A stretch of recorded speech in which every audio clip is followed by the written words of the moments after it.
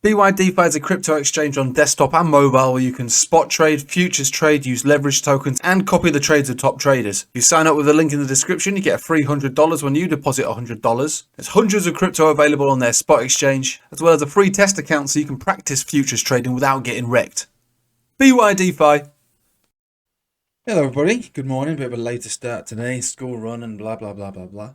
But so let's start with what happened yesterday. FOMC, Fed paused. So the majority were right. But then there's a little PS on the side. They said, well, to be fair, we are pausing now, but we might do a 25 basis point next month. So we all live in fear once again about women and and about, oh God, we have to go through this whole thing again.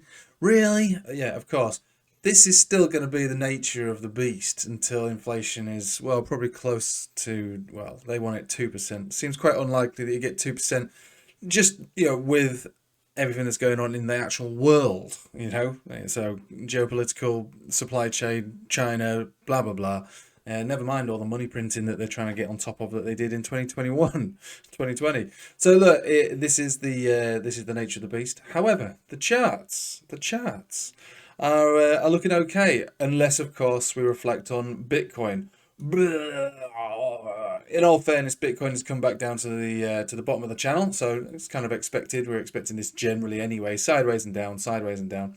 We're on the 4-hourly here, but if we move it to the daily, we've still got that 200 simple moving average, which is fannying around below the trend line and the horizontal as well. So sitting around here, roughly around 23,750 thereabouts.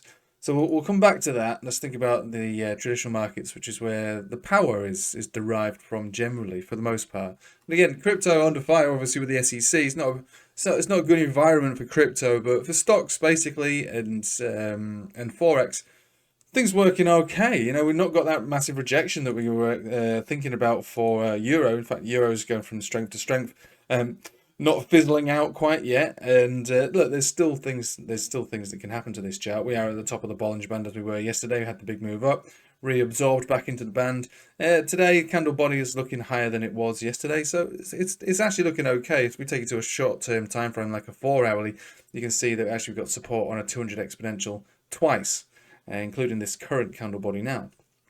So this trend looks like it wants to continue, and again, Captain Hindsight Trades will be looking at this cheeky span that broke out of the cloud, giving us a pump signal around 107.5. It's taken us up a little tiny smidgen, and we've got a bit of hidden bullish divergence on this current portion of the trend. But we are surfing mostly above all major moving averages, looking for some positive crosses to take place soon. What have we got so far as crosses are concerned? Nothing really. You got the silver cross down here, which is again it's quite good, all more or less running in parallel with the pump signal. So, but again, trying to trade things like that when you have events like CPI and FOMC, it's a deadly one. It's a deadly one. Just can't wait for all this stuff to be finished and just put to rest, and charts can basically do what they want at that stage. We can take them on face value, which is why I always say look to the long term, for especially things like Bitcoin, but stocks and in general. Because if I made a video, feels like ages ago, probably was ages ago now, definitely several months back, just trying to explain that look, FOMC, CPI, all this nonsense is going to be finished in about a year to 18 months. All that's just going to be old news. And at that point, then everything's going to be, just doing what it wants, and cycles and trends will just be, they will be the buzzword rather than old men at tables talking about, decimals and whatnot. And so if you think about it in that sense, then you think, all right, well, I wish I had have bought into all the fear that surrounded all this nonsense back in the day. Dollar cost averaging on the way down. Doesn't mean like huge, vast sums of money going into these areas, but incremental buys on relatively sizable drops. If your projection is more of an investment or long-term trade, being 2 to 3 years from now, where the exit point would be, that's the nature of an investor for the most part, focusing on the long term, whether it be fundamentals or even on a higher term chart or a giant cycle like you got in the dollar and for Bitcoin. So it all looks quite good for the long term still, but some people just can't handle that kind of thing. They just can't handle it. Yeah, a lot of people think that the moment that they press buy, it must never go down ever again, and that when they buy is they buy the absolute low, which is obviously never going to be the case. No one really buys the absolute low. No one ever sells the absolute top. What you do is try and grab a nice portion of price action in between, whether it's on a short-term time frame or a higher-term time frame. That is the deal here. This is all we're trying to do, really. Scraping some money out of these charts.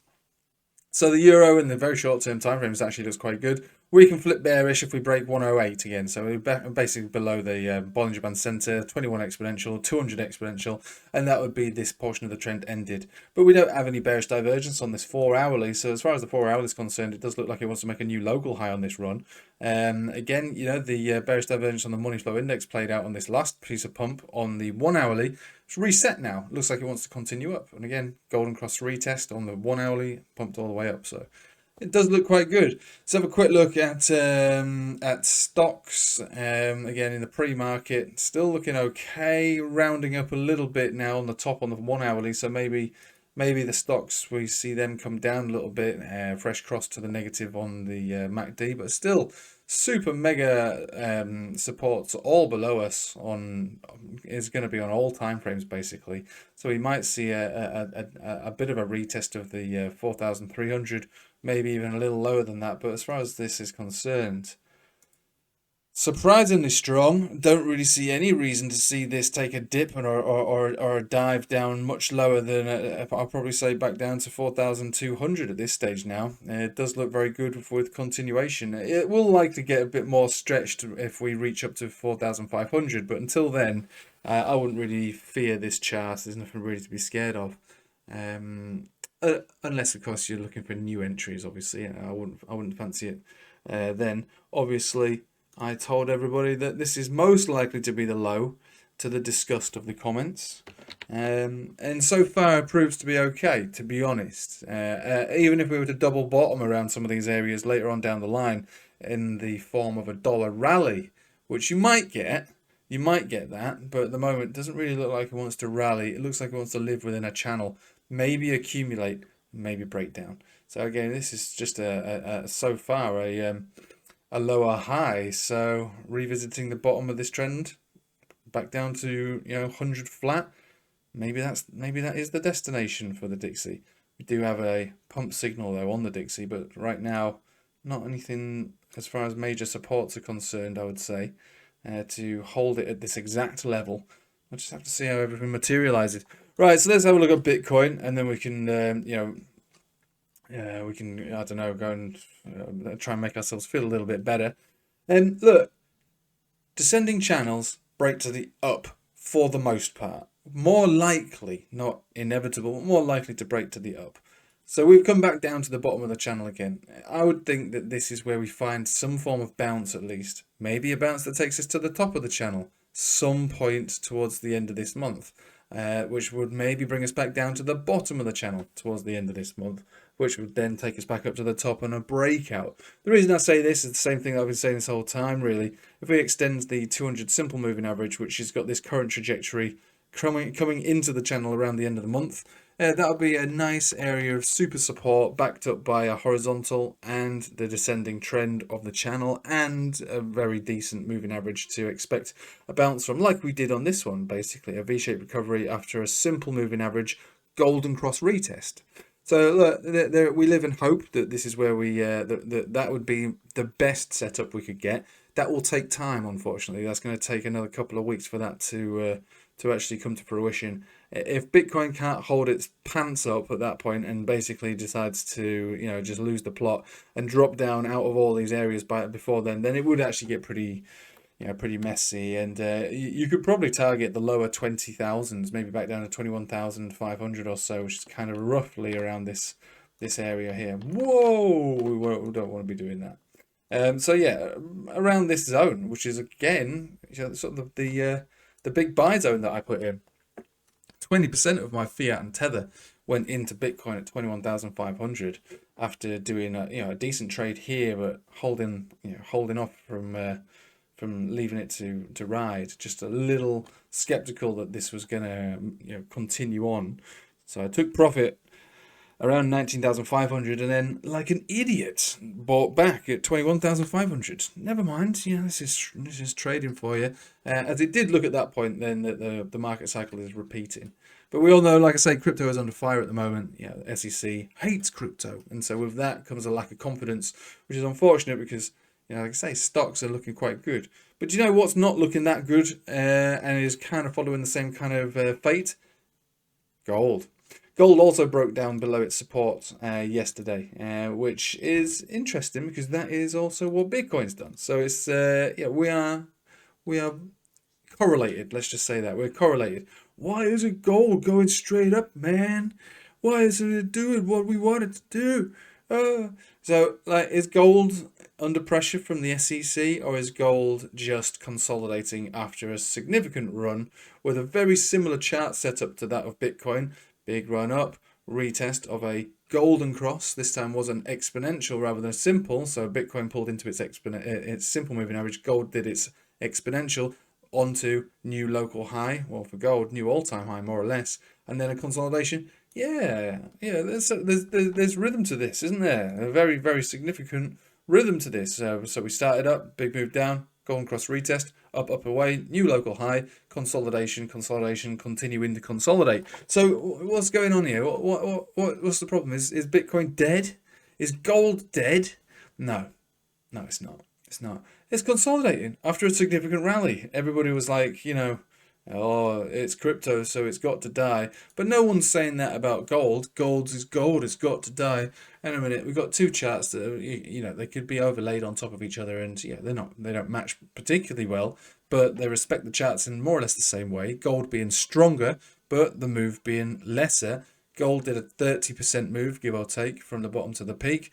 Bitcoin did a 100% move from the bottom to the peak. So this is the nature of crypto, isn't it? This is why we like it. Bigger moves, bigger gains, bigger drops. That's the deal. It's a more volatile asset. So this is what I'm trying to explain. Like, on a risk to reward basis, you look at something like gold and go, all right, I could dollar cost average into gold now, couldn't I? And what would be the worst case scenario for gold? We consolidate, continue to consolidate another 2%, maybe another 3, 4 or 5% maybe. And then we move on slowly and surely to a new local high, giving us what dollar cost average amounts. If you started from here, what 6, 7, 8%, 9%, 10%, maybe a little higher. That's what's called decent risk to reward, isn't it? So you think, all right, so, you know, it seems likely that we're consolidating, we'll continue to consolidate, but, you know, the end goal is going to be higher than where I bought it from today. So you could apply the same thing to Bitcoin. You say, all right, I'd start dollar cost averaging here. It's not likely to be the bottom. It could be, but it might not be.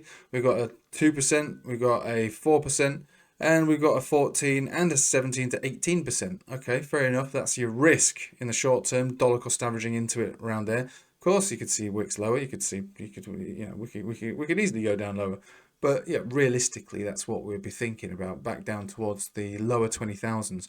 What's the reward on Bitcoin? Well, when it comes to a cycle basis, we would be expecting a new all-time high somewhere along the line in what, 2 to 3 years. So even if we were to return back to our all-time high, that's our 176% move. So that gives you a decent risk to reward ratio, doesn't it?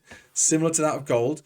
Obviously, way more reward in the form of Bitcoin, but in the short term, obviously, potential more downsides that might scare the pants off Captain Noobmaster and friends, because, you know, they're not prepared to accept that you can buy something and then it not be the bottom, right? But on a long enough time frame, you know, this is the direction, and probably more. So just putting it into perspective for you all there, gold and Bitcoin are consolidating from a significant rally and a significant peak. And this is the way that charts look. They go up, they come down, allowing people to buy back and go up, then they come down, allowing people to buy back, they go up. You see what I'm talking about? So it's not absolute end of the world here. Now, altcoins obviously different because of what's surrounding them with the SEC. But when it comes to Bitcoin and its general trend and its actual cycle, it does look like rinse and repeat market cycle taking place all over again, which also means that you don't really need to rush into buying a Bitcoin at these levels. We're likely to fanny around at these levels anywhere from, you know, maybe the upper teens to towards $40,000 be in your accumulation range over maybe even the next year to 18 months. That is going to be the nature of this. You might have events that bring it down further. You might have pump events that take it up higher. But for the most part, it's going to fan you around sideways like it did in the previous cycle. And our first initial rally up and then all the way back down. But if you take a slice of the price action, we're talking roughly around 6,000 to 12,000. That was your accumulation range for the most part for Bitcoin, and it obviously peaking around 60 to 70,000. So risk to reward between the 6 and the 12,000. All of those, even if you bought the top of that accumulation range being 12, you're still rewarded in the end. Risk to reward, risk to reward. So I'm going to leave it with you there. When it comes to altcoins, though, like I say, it's up to you if you want to apply the same kind of confidence into buying altcoins as you would do with Bitcoin. It's completely up to you if that's something you want to do. Like, there are certain altcoins that I'm confident in, but they don't look very good at the moment. So I don't feel comfortable even just talking about them for the most part.